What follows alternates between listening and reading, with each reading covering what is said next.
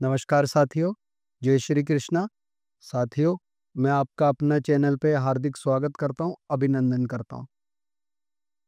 साथियों, अब हम चर्चा करेंगे मूलांक 2 वालों का मूलांक 6 वालों के साथ में कैसा संबंध होता है, क्या उन्हें करना चाहिए, कौन-कौन सी सावधानियां बरतनी चाहिए, जिनसे लोगों का मूलांक 2 और 6 वालों का जीवन सुचारू रूप से चल सके और खुशहाली रूप से, सुखमय रूप से आगे बढ़ सके।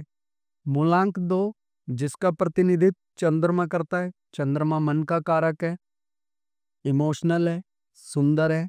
ऐसे लोग अत्यधिक महत्वाकांक्षी होते हैं, चीजों के अंदर पार्टिसिपेट करते हैं, सुचारू रूप से जीवन को चलाने की कोशिश करते हैं, अपने सामने वाले पार्टनर के प्रति ईमानदार होते हैं, लॉयल होते हैं। वहीं मूलांक 6 वाले जिसका प्रतिनिधि शुक्र ग्रह करता है, सुंदर होते हैं, सुशील होते हैं, महत्वाकांक्षी होते हैं, अच्छे चरित्र वाले होते हैं, सामने वाले को अपनी बोलचाल और सरल सरल स्वभाव के द्वारा आकर्षित कर लेते हैं।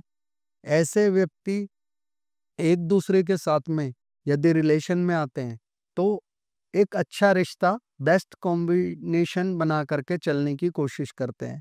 दोनों ही एक दूसरे की भावनाओं को समझते हैं, स्वाभाविक रूप से एक दूसरे का साथ देने की कोशिश करते हैं। दोनों ही इमोशनल होते हैं, सुंदर विचार वाले होते हैं, एक दूसरे को सम्मान के साथ में क्वालिटी टाइम स्पेंड करके एक दूसरे के साथ में अच्छा रिश्ता चलाते हैं। समाज में अपने पार्टनर का आत्मसम्मान और मान सम्मान बढ़ाने की, प्रतिष्ठा बढ़ाने की कोशिश करते हैं। एक दूसरे से ज़्यादा लंबे समय तक अलग नहीं रहते, एक दूसरे का साथ देते हैं।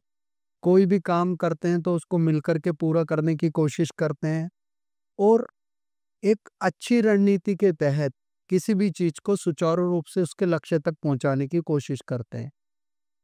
पर यदि ये एक दूसरे के नेगेटिव हो जाते हैं या दोनों को एक दूसरे की जलन की भावना उत्पन्न हो जाती है तो इनके रिलेशनशिप में या पारिवारिक स्थिति में तनाव पैदा हो जाता है, मतभेद पैदा हो जाता है।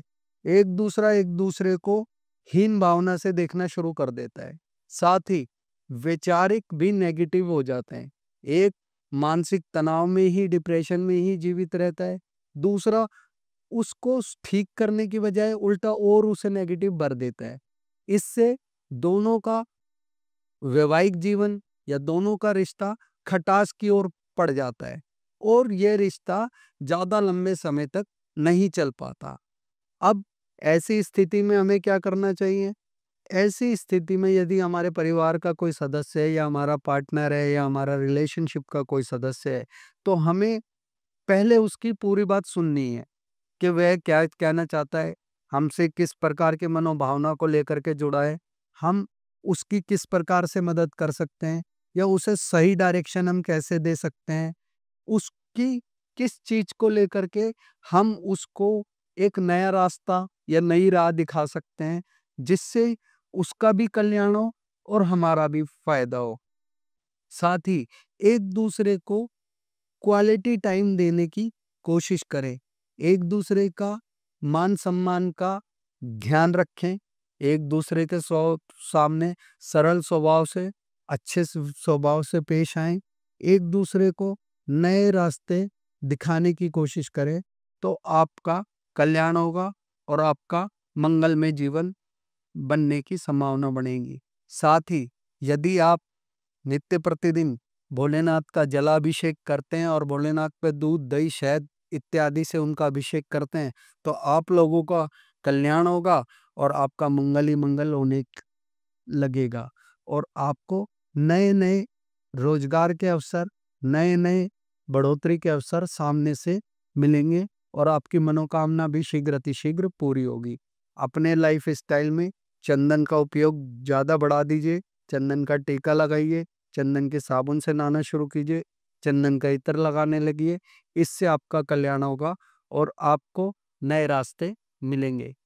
तो दोस्तों, ये था मूलांक 2 वालों का मूलांक 6 वालों के साथ में संबंध।